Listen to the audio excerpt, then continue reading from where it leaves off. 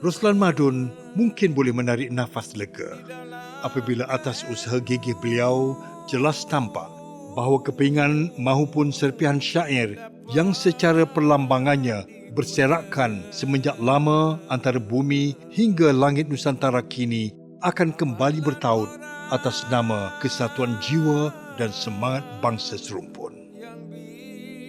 Roslan Madun, walau bukan Hamzah Fansuri, mahupun Raja Ali Haji, mahupun Abdullah Munshi atau Tun Sri Lanang, namun beliau unggul sebagai seniman rakyat yang berjaya menakluki alam budaya Nusantara.